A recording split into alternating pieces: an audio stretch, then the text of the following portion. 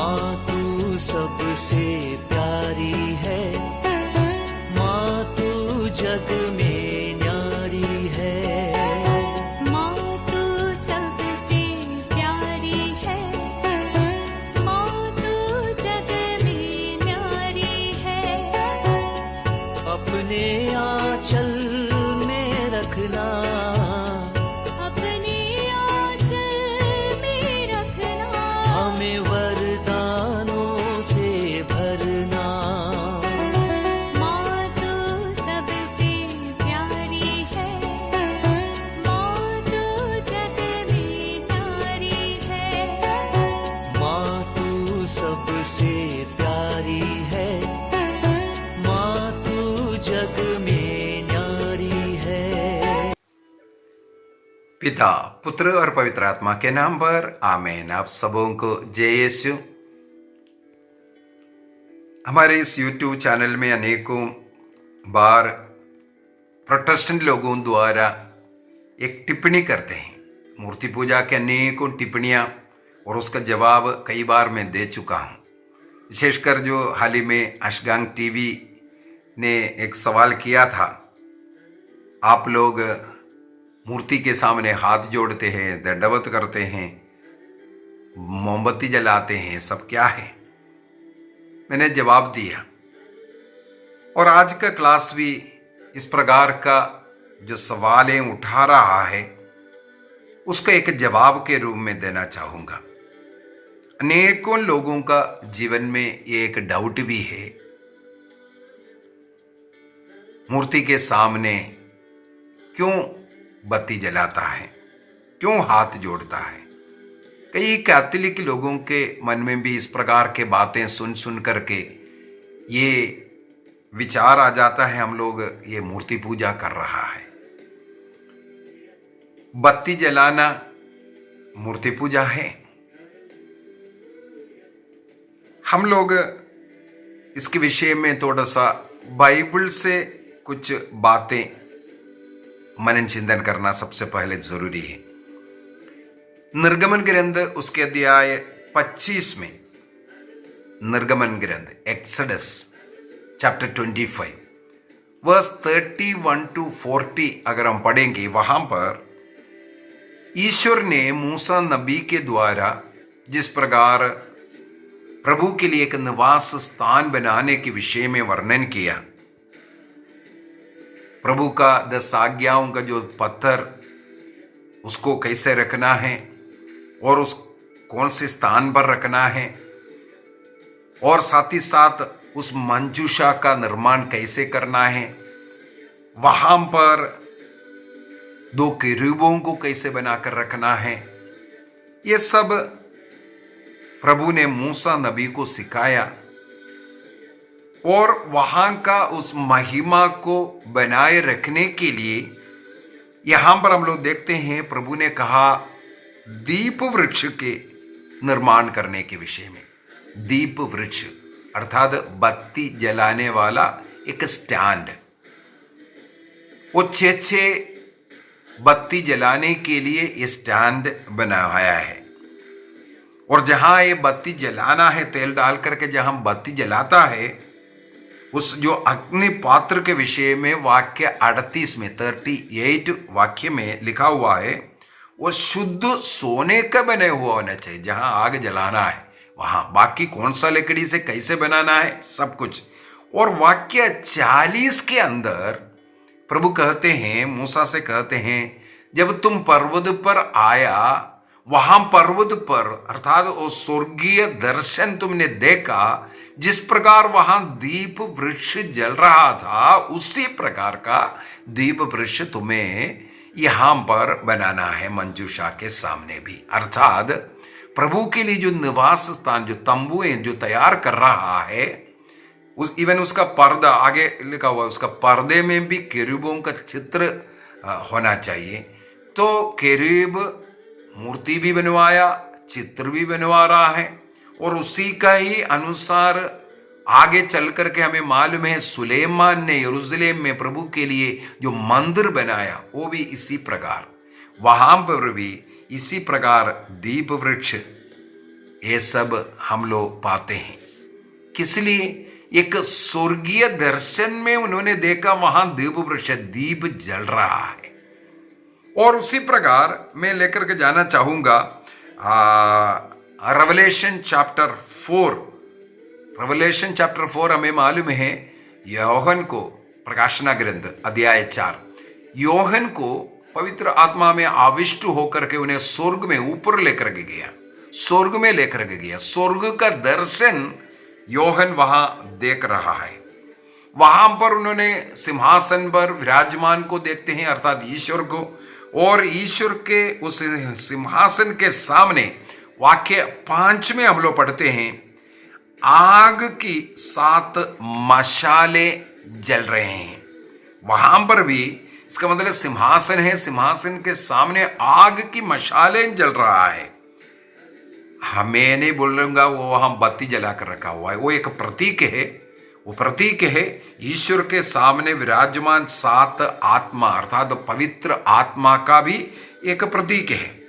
इसके बाद हम लोग अध्याय 1 में भी योहन ने जो सिंहासन पर विराजमान को देखते हैं, उनका वाणी सुनकर के, यदि हम लोग प्रकाशना ग्रंथ अध्याय 1 वाक्य 12 को पढ़ेंगे, आवाज सुनकर के जब योहन ने, जहां से आवाज आया, ईश्वर का वाणी जो सुन रहा था वो आवाज कहां से आया ये देखने के लिए जब पीछे मुड़ करके उन्होंने देखा, तो वाक्य 12 में लिखा है, सबसे पहले उनके नजर में आया सोने के 7 दीपाधार, सोने के 7 दीपाधार। अभी दीपाधार का भी मैं प्रकाशना ग्रंथ के क्लास के अंदर समझाया था, ये 7 कलीसियाओं का भी प्रतीक है ना, इस प्रकार।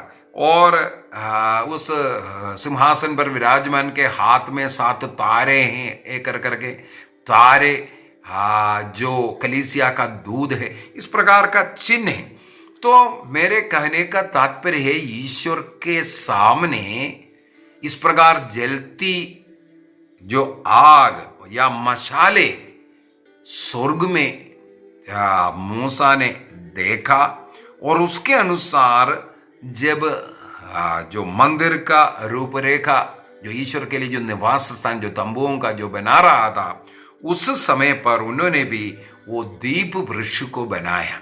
तो बाइबल के अंदर हम लोग देखते हैं, जहां प्रार्थना, जहां स्तुति, जहां स्वर्गदूत, जहां जो संत लोग, जहां निरंतर 24 वयोवृद्ध जब निरंतर प्रभु की स्तुति आराधना कर रहा है, वहां पर इस प्रकार का मशाल जलता हुआ या जो आग जलता हुआ हम लोगों को देखता है। तो वो उस जगह को वो प्रार्थना का एक आरूपी में, एक ऐसा आरूपी में लेके आता है। उदाहरण के लिए मेरे मन में आ रहा था, इसके विषय में जब मेडिटेशन कर रहा था, तब मेरे मन में आया, ईसा मसीह का जन्म कहाँ हुआ? गौशाले में हुआ, गौशाले में हुआ ईसा मसीह का। वहां स्वर्गदूत ने आकर के गीत गाए, सब लोग वहां आकर के दंडवत किया, उनकी आराधना सब किया। लेकिन आज क्या हम लोग चर्च गौशाले के अंदर बनाता है? कोई भी व्यक्ति नहीं चाहता है गौशाले में जाकर के प्रार्थना करे। ईसा मसीह का जन्म हुआ स्थान तो है, लेकिन कोई भी उस अवस्था में प्रार्थना नहीं करना चाहते हैं। और ईश्वर ने भी नहीं चाहा एक गौशाला जैसे आप प्रभु का पूजा स्थल हो, उसका अपना एक गरिमा होना चाहिए। इसीलिए सुलेमान जब मंदिर बनाया, किस प्रकार बनाना है, उसमें क्या क्या कलाकृतियां रखना है, क्या क्या होना है, कैसे होना है, ये सब बता करके दिया। और मूसा नबी ने स्वर्ग में देखा, उस प्रकार का कलाकृतियों के साथ, महिमा के साथ, आदर सम्मान के साथ प्रभु की स्तुति आराधना होना है। तो बाइबल के अनुसार बत्ती जलाना इसका मतलब कोई गलत काम नहीं है। बत्ती जलाना एक चिन्ह है, संसार की ज्योति प्रभु ईसा मसीह या स्वर्गदूतों का या पवित्र आत्मा का, ये जो 7 मशाल पवित्र आत्मा का भी एक प्रतीक है। तो ईश्वर का उपस्थिति को दर्शाने के लिए बत्ती जलाता है। और अभी प्रॉब्लम है, संतों के सामने भी जला रहा है ऐसे ऐसा कर करके। संतों के सामने क्या ईश्वर नहीं है? संत तब संत बना जब उनके साथ ईश्वर है, या वे ईश्वर के साथ रह रहा है, इसी वजह से। और दूसरा एक और कारण है, हम लोग इसलिए भी बत्ती जलाता है उन संतों का आदर करने के लिए भी। केवल संत का नहीं, प्रभु का आदर भी है उसके साथ। जो प्रभु के लिए जी करके मरा, शहीद हुआ, ऐसे लोगों का आदर करना ये प्रभु का आदर करना है। जैसे प्रभु का जन्म देने वाला, प्रभु का जननी माता मरियम का आदर करना वो यीशु की आदर करना है। उनकी जननी का, उनकी मां का आदर करना प्रभु का आदर करना है। उसी प्रकार उनके सेवा करते हुए जिन्होंने जीवन अर्पित किया, उनका आदर करना वो ईश्वर का ही आदर है। ईश्वर को उसमें कोई तकलीफ नहीं है, केवल पेंटेकोस्टल लोगों के लिए ही है। हम लोग प्रार्थना करते वक्त अनेकों इस प्रकार का कार्य करते हैं। जैसे ऑब्जेक्शन उठा, क्यों क्रूस का चिन्ह लगा रहे हैं, मैंने उसके लिए उत्तर दिया। एक बार क्रूस का चिन्ह लगाने का मतलब हो गया वो उसी में ही एक बहुत बड़ा प्रार्थना है, एक बहुत बड़ा सुसमाचार है। यदि आप जगह जगह आप अब केवल क्रूस का चिन्ह लगाते रहो, इसके द्वारा आप एक सुसमाचार का घोषणा कर रहा है। आप इसके द्वारा प्रभु को अपना मुक्तिदाता के रूप में स्वीकार कर रहा है। तो कोई भी इस प्रकार का छोटे काम हो, उसके अंदर भी प्रभु के आदर सम्मान है, उनका सुसमाचार का घोषणा है। बत्ती जहां जला करके आप हाथ जोड़ रहा है, आप उसके द्वारा प्रभु के उपस्थिति को, जहां 2 या 3 व्यक्ति मेरे नाम पर जहां इकट्ठे हैं उनके बीच में मैं उपस्थित रहूंगा, वो बोलने वाला प्रभु ईसा मसीह हमारे बीच में है, इसकी घोषणा भी है। और उनके आदर करने के लिए भी हम बत्ती जलाते हैं। इसलिए क्रिस्तीय घरों में हो या चर्च में हो, जहां कहीं भी प्रार्थनाएं होते हैं, हम लोग बत्ती जला करके प्रभु का आदर सम्मान करते हैं। दूसरा एक तो हम लोग हाथ जोड़ते हैं। हाथ जोड़ने का भी मैं एक तरीके बताता हूं। ये ऐसा नहीं कहीं से भी ऐसा मोड़ मोड़ कर रखना, ये नहीं है। हाथ जोड़ने का भी तरीका है। हाथ जोड़ते वक्त ऐसा, और हमारे जो अंगूठा है, जो बाया लेफ्ट अंगूठे के ऊपर दाहिना वाला अंगूठा रखते हैं, एक क्रूस का रूप धारण होता है, और वो वाला जगह हम अपने हृदय के पास ला कर रखते हैं। इसके द्वारा हम एक तो हाथ जोड़ कर रखा है, और वहां पर एक क्रूस भी बना करके हम अपने हृदय में, अर्थात हम प्रभु को अपने हृदय में रख करके उनका आदर सम्मान करते हुए हम प्रार्थना करते हैं। बड़े लोगों के सामने छोटे लोग हाथ जोड़ते हैं, तो हाथ जोड़ना कोई गलती नहीं है। प्रार्थना के समय पर हाथ जोड़ कर प्रार्थना करना, हम अपने को विनम्र करते हुए, प्रभु को सब कुछ समर्पित करते हुए, बड़ा मानते हुए प्रार्थना करने के लिए, आदर सम्मान देने के लिए हाथ जोड़ करके प्रार्थना करते हैं। आंखों को बंद करना, प्रभु ने कहा जब तुम प्रार्थना करते हो कमरे में प्रवेश कर दरवाजा बंद करो, खिड़कियां बंद करो। खिड़कियां हमारे प्रार्थना में, हमारे शरीर में 5 ऐसा खिड़कियां हैं, इसको हमें बंद करना है, जिसको हम इंद्रिय बोलते हैं। इन दरवाजों को बंद करना, दूसरे लोग उसके अंदर घुस न जाए, ध्यान सब दूर न जाए, प्रभु में रहने के लिए। इसलिए आंख बंद करना, यह प्रभु में ध्यान देना, इसके लिए आंख बंद करना एक भक्ति है। कई लोग घुटना टेकते हैं। मैं बोलूंगा सबसे उत्तम एक तरीका और अपने को विनम्र करने का, प्रभु के आदर में अपने शरीर में थोड़ा कष्ट उठा करके, मेरे लिए क्रूस में कष्ट उठाने वाला प्रभु की आराधना करने के लिए घुटना टेकना, उसके अंदर थोड़ा सा कष्ट है, अपने को समर्पित कर रहा है, वो घुटना टेकना आराधना का, प्रार्थना का एक सुंदर रूप है।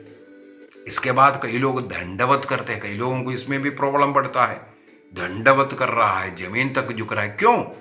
नबी इस्हाका का ग्रंथ अध्याय 66 इस्हाका का ग्रंथ अध्याय 66 वाक्य 1 में क्या लिखा हुआ है? आकाश मेरा सिंहासन है और पृथ्वी मेरा पावदान। पृथ्वी को पावदान, प्रभु का चरण कहां रखा है? पृथ्वी में रखा है। ये नबी इस्हाक के द्वारा प्रभु ने घोषणा किया।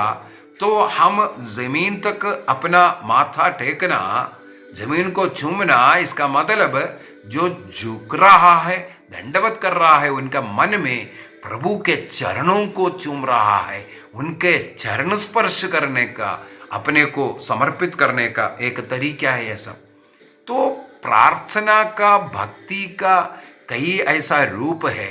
करने के लिए कुछ माहौल बनाने की जरूरत है। वहां पर बत्ती जलाया, हाँ, इसके बाद लोभान जलाता है, जैसे चर्च वगैरह में क्या है, प्रकाशना ग्रंथ के अंदर लिखा हुआ है ना, प्रार्थना में, और स्तोत्र ग्रंथ के अंदर भी लिखा हुआ है। हमारी प्रार्थना दोनों संतों की प्रार्थना के साथ मिलकर प्रभु की ओर जा रहा है। इसको दर्शाने के लिए ये लोभान जला रहा है। पुराने विधान के अनुसार हम लोग पढ़ते हैं, मूसा नबी को आज्ञा दिया है ये सब करने के लिए। उसी प्रकार आज हम लोग वो लोभान संतों की प्रार्थना का प्रतीक है। हमारी प्रार्थनाओं को उनके साथ मिलकर प्रभु के पास भेज रहा है, इसको दर्शाता है। प्रकाशना ग्रंथ में बार बार ये लिखा हुआ है। तो ये सब हमारी प्रार्थना का माहौल को स्वर्ग जैसे बनाने के लिए, हमारे चर्च का जो निर्माण होता है, जो वेदी है, वो स्वर्ग का प्रतीक है।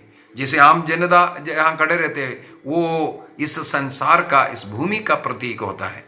तो उसी प्रकार जैसे बाइबल में लिखा हुआ पुराना विधान के अनुसार जो है हमारा चर्चों को बनाया जाता है, उसका बनावटी सब उसके अंदर जैसे जैसे बताया हुआ है, उसी के अनुसार हम लोग बनाता है। तो ये सब क्या है, क्यों बनाता है? एक प्रार्थना का एक सुंदर माहौल, और उसके द्वारा प्रभु का आदर सम्मान। अनेकों वेदी हम लोग देख सकता है उस पवित्र स्थान, विशेषकर केरल देश में मैं देख रहा हूं अनेकों चर्च इतना सुंदर सुंदर, करोड़ों रुपया खर्च कर कर, कई लोग उसको खिलाफ भी बोलते हैं, क्यों इतना पैसा खर्च कर रहा है? ये प्रभु का आदर है, प्रभु का आदर सम्मान कर रहा है। वो स्वर्ग का प्रतीक वहां पर लेके आ रहा है। और वहां स्वर्ग में जाकर के जैसे निरंतर हमें स्तुति आराधना करना, उसके पूर्व में हमें वो आस्वादन मिल रहा है। जैसे पेत्रुस, याकूब और योहन को ताबोर पहाड़ पर वो अनुभव मिला, वो अनुभव इस पृथ्वी पर मिल सकता है। उसका एक प्रतीक चर्च का इस प्रकार का निर्माण के द्वारा, और प्रार्थना करने वाला उस समुदाय वो स्वर्गीय अनुभव में रह करके प्रार्थना करने के लिए इस प्रकार का बनाता है। और मूर्ति के सामने बत्ती जलाना या हाथ जोड़ना, उसको मूर्ति पूजा नहीं कहते हैं। मैं मूर्ति पूजा का अनेकों क्लास ले चुका हूं। मूर्ति पूजा वो है जो ईश्वर नहीं है उसको ईश्वर मानना। अपने जीवन में पहला स्थान जिसको दे रहा है वो ईश्वर को होना चाहिए। ईश्वर को नहीं, अन्य किसी को भी दिया, आप मूर्ति पूजा कर रहा है। तो कोई संत का या ईसा मसीह का कोई मूर्ति रखा, उसके सामने हाथ जोड़ने को ये मूर्ति पूजा है, ये बोल रहा है, ये गलत शिक्षा दे रहा है, ये गलत शिक्षा है। मूर्ति बनाना कोई पाप नहीं है, मूर्ति बनाना कोई पाप नहीं है। ईश्वर ने मूर्ति बनाओ कर करके बोला है। सांब की मूर्ति बनाओ, ईश्वर ने बोला है। केरूब को मूर्ति बनाओ, ईश्वर ने बोला है।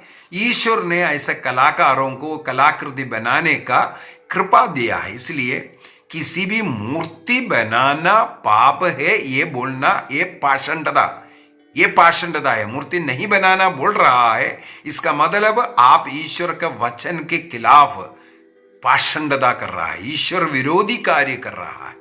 ईसा मसीह का जन्म को आप अस्वीकार कर रहा है। ईश्वर की मूर्ति मत बनाओ बोल रहा है। ईश्वर का मूर्ति बनाने का अनुमति हमें मिला है, इसलिए बनाता है। तो मूर्ति बनाना या मूर्ति के सामने हाथ जोड़ना या दंडवत करना ये मूर्ति पूजा नहीं है। मूर्ति जिसका है उसका आदर कर रहा है, मूर्ति जिसका है उसके सामने हाथ जोड़ रहा है। केवल एक प्रतीक वहां पर है, वो सामने वो व्यक्ति नहीं है। इस कारण वहां प्रतीक को रख करके उस प्रतीक के सामने हाथ जोड़ रहा है, वो मूर्ति पूजा नहीं है। यदि किसी संत को ईश्वर मान करके उनके सामने हाथ जोड़ रहा है, यह जरूर मूर्ति पूजा है, यह जरूर मूर्ति पूजा है। यदि उस संत का आदर सम्मान, ये संत हमारे लिए उदाहरण का जीवन जिया, ईश्वर का वचन के लिए वो मरा, ये विश्वास के साथ ऐसा करता है तो ये पाप नहीं है। आइए हम अपनी आंखों को बंद करें। प्रभु का आदर सम्मान करना, उनके शिष्यों का, उनके पुरोहितों का, उनके नबियों का, उनके संतों का आदर करना है। जो लोग ईसा मसीह के जननी का आदर नहीं करते, वो मसीह का आदर नहीं करते। यदि हम किसी संत या प्रभु का मूर्ति के सामने हाथ जोड़ते हैं, वो मूर्ति पूजा नहीं है। मूर्ति पूजा वह है जो ईश्वर नहीं है उसे ईश्वर मानना। जैसे पुराने विधान में अनेकों जगहों पर मूर्ति मत बनाओ लिखा, ये उस समय पर जितने भी अन्य देवी देवताओं का पूजा करता था, ऐसा जगहों पर मूर्ति बनाकर रखता था, उसके विरुद्ध में बोला हुआ है। किसी भी संत का आदर करना या उनका मूर्ति बनाना कोई पाप नहीं। मूर्ति पूजा पाप है। जो ईश्वर नहीं है उनको ईश्वर मानना ही मूर्ति पूजा है। संतों का आदर करने का, रोज प्रार्थना करने का, अपने परिवार को स्वर्गीय अनुभव में लाने का निर्णय कीजिए। हमारे घर में संतों का आदर करेंगे, प्रभु का आदर सम्मान करेंगे, निर्णय कीजिए। जिन जिन घरों में इस प्रकार प्रार्थनाएं होते हैं, प्रभु उस घर को आशीर्वाद दें, उनके मनोरथों को पूर्ति करें। वहां के सभी रोगियों को चंगाई मिले, उनके मन्नतें पूरे हो।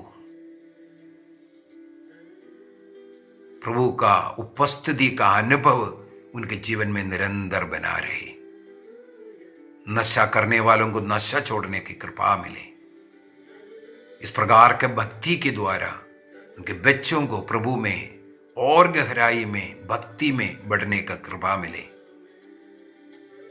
आशीष दे प्रभु, आशीष दे प्रभु। पिता, पुत्र और पवित्र आत्मा के नाम पर आमीन। आप सबों को जय यीशु।